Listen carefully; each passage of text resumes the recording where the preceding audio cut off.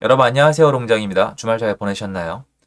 전세 관련된 기사가 나왔는데요. 전문가 10분이 전세가에 대해서 23년도 전세가에 대해서 말씀을 해봤는데 하락이 9분, 상승이 1분이었대요. 그러니까 90%가 전세값이 내년엔 더 떨어진다고 대답을 하신 거예요.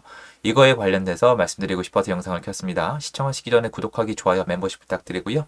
멤버십은 매주 토요일 라이브를 진행하고 있습니다. 23년 부동산 전망, 전문가 90% 전세값 내년 더 떨어진다.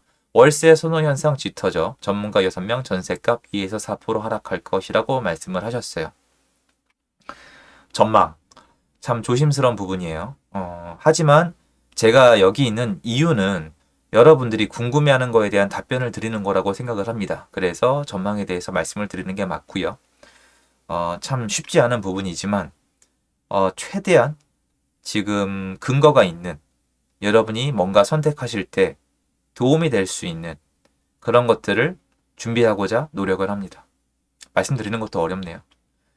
내년의 전셋값에 대해서 전망을 한다? 일단은 이거부터 말씀을 드릴게요. 전 내년 23년 전셋값 전망을 하는 것 자체가 너무 신기해요. 너무 신기해요. 이유를 말씀을 드릴게요, 여러분. 이유가 뭐냐? 자, 지금 전셋값이 왜 떨어질까요?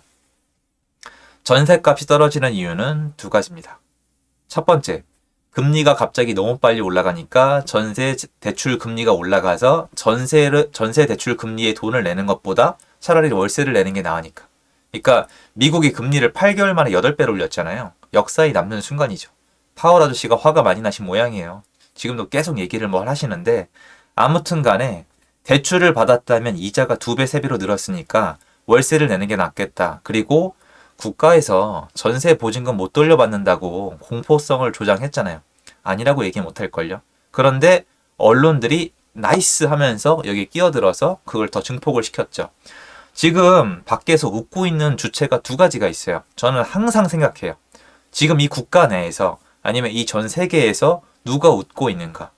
푸틴이 러시아 전쟁을 일으켰을 때도 누가 웃고 있는지 항상 따졌어요. 그게 부자들의 사고 방법인데 저는 한참 부족하죠. 하지만 노력은 해야 된다고 생각을 해요. 지금 이 한국 국가 내에서 누가 웃고 있을까요? 집주인 죽어나가죠. 임차인 웃고 계신 이유는 제가 이해할 수 없는 부분이에요. 그러니까 남들이 힘들어하니까 웃고 있는 분들은 계시겠지만 월세 올라가고 전세 대출 금리가 올랐기 때문에 정상적인 사고관을 가지신 임차인분들은 굉장히 힘들어하세요. 국가는요. 안 좋죠. 세금이 안 거치잖아요. 물론 지지율이 팍팍 오르고 있으면 웃을 수가 있겠죠. 그분들은 표가 되는지 지지율이랑 세금이 잘 거치는지를 비교해서 평균값을 내면 되는 것 같은데 지금은 마이너스 구간 같아요. 그럼 또 누가 있죠? 은행이 있죠. 은행은 웃고 있습니다. 아마 올해 또 최대 실적 나오지 않을까요? 보너스 파티 하겠죠. 눈에 안 보일 뿐 은행은 사채업자랑 똑같습니다. 전 비난하는 게 아닙니다. 은행이 하는 일에 대해서 말씀을 드리는 거예요. 어릴 때 많은 분들은 은행이 깔끔한 점포에서 사람들한테 뭔가 쉴 공간도 제공을 하고 뭔가 제공하면서 깔끔한 정장이 있고 깔끔한 말투를 쓰는 엘리트들이 나의 자산 관리를 도와주는 데라고 생각을 하고 계신데요. 절대 아닙니다. 절대로 아닙니다. 여러분 자산 관리를 도와주는 사람은 세상에 존재하지 않아요. 왜 그럴까요? 자산 관리 도와주면서 돈 받잖아요. 자산 관리를 도와주는 일을 하는 거지 실제로 도움이 되는지는 잘 봐야 돼요. 여러분 자산 관리에 도움을 줄 수 있는 사람은 여러분 자신밖에 없어요. 여러분이 공부하셔야 됩니다. 약간 어폐가 있을 수 있지만 전 여태까지 봤을 때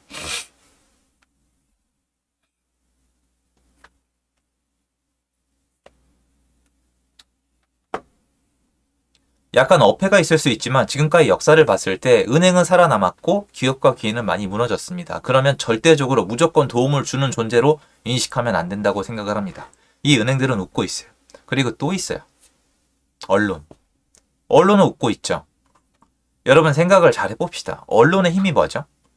광고죠. 언론은 솔직히 광고를 받아야 그 힘으로 돌아간단 말이에요. 그런데 경기가 굉장히 좋을 때는 뭐라고나 할까요? 물론 광고를 하지만 필수적은 아니죠. 서울대가 광고를 하나요? 연대 고대가 광고를 하나요? 각각 이미지 메이킹을 하죠. 삼성전자가 광고를 하나요? 이미지 메이킹 정도죠. 그런데 지방대 지잡되는 광고를 엄청나게 하거든요. 무슨 말이냐면 상황이 안 좋은 사람이 언론사를 더 간절히 찾는단 말이에요. 자, 지금 경기 안 좋죠. 살아남아야죠. 정리될 사람들 정리되겠죠. 아니 막말로 이제 분양 현장들 있잖아요.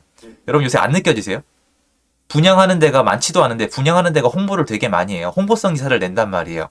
심지어 저한테까지 문의가 오고 있으니까요. 저한테까지 문의 왔으면 올 거 다 온 거예요. 제가 솔직히 뭐 유명합니까? 무슨 말이냐?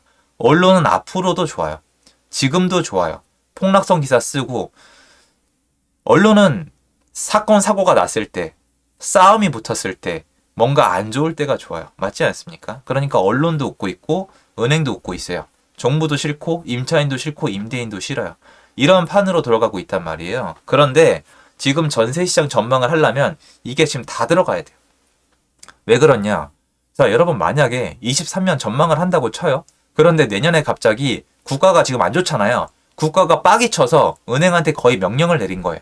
전세자금 대출 특판 만들어. 우대금리 넣어. 지금 나오는 거 보시면 가능해요.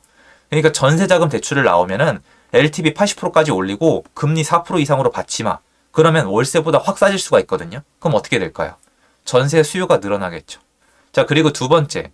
매매가 안 돼서 집을 처분할 방도가 없는 다주택자가 어쩔 수 없이 전세를 놓고 있잖아요. 근데 얘네가 이제 다 소진이 돼요. 다 헐값에 넘기거나 한 달에 600건씩 거래가 되잖아요. 헐값에 넘겼든 뭐 월세를 놨든 자기가 방법을 찾든 대출을 받았든 방법을 찾았어요. 전세랑 더 이상 돌릴 게 없어요. 그럼 어떻게 될까요? 전세 공급이 줄겠죠. 그리고 예를 들어서 갑자기 금리가 내려가요, 이제. 금리는 아무도 못 맞춰요. 환율 금리를 맞출 수 있는 사람은 없어요. 사기꾼입니다. 말이 안 돼요. 금리를 갑자기 또 내린대요, 갑자기. 내릴 땐 막 내리잖아요. 그런데 금리를 내리면 어떻게 돼요? 그러면 이제 월세가 비싸지잖아요. 그러면 또 전세가 올라갈 수 있잖아요. 그러면 지금 결론을 내볼까요? 지금 전세값이 왜 이렇게 됐는지 원인을 정확히 파악한다면 내년에 전세가가 어떻게 될지 알 수가 없어요. 하락이 아니에요. 알 수가 없어요. 저는 알 수 없어요. 전 모르겠는데요. 전 진짜 모르겠어요. 여러분 지금 급매로 던져서 어쩔 수 없이 전세를 놔야 되는 다주택자가 얼마나 남았다고 생각하세요? 몰라요. 통계에 그 어디에도 나와 있지 않아요. 금리가 어디까지 올라갈까요? 금리 계속 올라갈 거라고요? 그러면 한국 금리는요? 그 다음에 기준금리랑 시중금리가 똑같이 움직이나요? 엄청 복잡하죠? 못 맞춘단 말이에요. 은행이 전세 관련 특판을 내놓지 말란 법이 있나요? 좋아요. 그것도 좋아요. 그럼 전세가를 떠나서 월세는 언제까지 올라가요? 모르겠잖아요. 여러분 약 오르라고 질문을 던지는 게 아니라 이거에 대해서 가다가 잡혀야 전세가를 맞춰요. 전세가 원래 여러분 쉽게 꺾이지가 않아요. 왜 그러냐면 사람들은 월세가 아니라 전세를 선호해요. 월세는 선호하지 않아요. 월세 내고 나면 돈이 없단 말이에요. 살기가 힘들어요. 그 와중에 물가 올라가면은 정말 아작이 난단 말이에요. 근데 이 전세 지수에 대해서 얘기하기에 갑자기 전세에 대한 수요가 너무 급감했어요. 사람들이 부동산 하락기에 가장 선호하는 계약 형태가 전세예요. 역사적으로 늘 그랬어요. 잠깐 예외 사항은 있었어요. 월세가 반짝했을 때가. 근데 절대 이 정도는 아니에요. 전세가 인기가 있어야 되는데 전세 수요를 완전 말려놨죠. 그 상태에서 매매 시장이 문을 닫았죠. 그리고 전세 공급이 나오고 있는데 이것도 공포성 공급이니까 전세가가 또 싸요. 여기서 끝이 아니죠. 이 이전에 무슨 일이 있었죠? 임대차 3법 통과되면서 전세가가 2배로 올랐죠. 그러니까 모든 걸 통합해 봤을 때 지금 전세 수요가 급감하고 있는 상황은 여러 가지가 겹쳐서 굉장히 시너지를 내서 굉장히 폭발력이 있는 그 구간이에요. 지금 구간의 전세가는 원래 무너질 수밖에 없는 구간이 되어버린 거예요. 물론 제가 예측하지 못한 요소들이 많이 있었습니다만 지금 전세가 하락은 분명히 약간 특이성이 있거든요. 근데 23년도에 이게 이어질까? 글쎄요. 상승도 모르겠어요, 여러분. 지금 제 말씀을 잘 생각을 해보시면은 실제 거래하는 주체들이 전세가를 어떻게 만들어가고 있는지가 보이시거든요. 그러니까 전세가를 논하기 전에 먼저 이걸 논해야 돼요. 월세가는 어떻게 될까요? 왜냐면 전세가가 다시 올라간다는 건 월세가가 더 이상 못 올라간다는 거예요, 여러분. 지금 구조 그건 거의 확실해요. 지금 전세가가 내려가는 이유는 월세가 올라가기 때문이에요. 전세가 아니라 월세로 가니까. 그럼 사람들이 월세가 아니라 전세를 택하면 전세가가 그만 떨어질 거거든요. 24년도에 전세가가 계속 떨어진다는 건 월세가 계속 오르는 건데 여러분 월세 어디까지 올려줄 수 있으세요? 매매에서 월세로 넘어올 건 없어요, 이제. 매매는 이미 없어요, 여러분. 맞잖아요. 물론 이것도 틀릴 수가 있겠죠. 워낙 변동이 심한 시장이니까. 근데 지금까지 봤을 땐 그래요. 월세가 그만 올라야 전세가 회복이 되거든요. 그럼 내년에 전세가가 계속 떨어진다는 건 월세가 계속 오를 가능성이 높다는 건데 사람이 감당 가능한 월세가 정해져 있단 말이에요. 내년에 월세가 더 이상 못 오른다고 얘기하실 거면은 뭔가 특이한 논리가 있어야 되는데 저는 월세가 더 이상 못 오른다는 건 사람들이 전세를 택하는 거라고 설명하고 싶거든요. 그럼 전세가는 올라가죠. 그러니까 지금 9명이 몰빵으로 하락에 베팅하는 거는 전 이해할 수가 없어요. 제가 얘기하는 전문가의 개념을 말씀을 드릴까요? 전문가는 무조건 아마추어랑 일반인보다 뛰어나야 돼요. 지난 5년 동안 부동산을 가지고 자기가 직접 투자해서 아마추어보다 일반인보다 수익률이 월등히 높아야 돼요. 주식 전문가 믿으세요?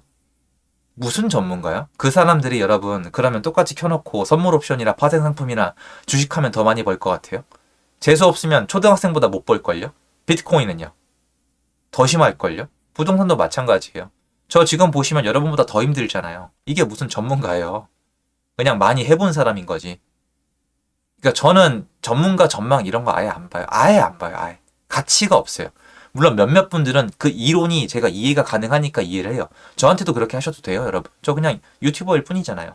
그런데 이렇게 한쪽에 몰릴 일일까? 저는 반반 정도가 나오는 게 맞다고 생각하거든요. 전세 가격이 여러분 상승한다고 폭등을 얘기하는 게 아니잖아요. 우리가 지금 이렇게 된 거예요.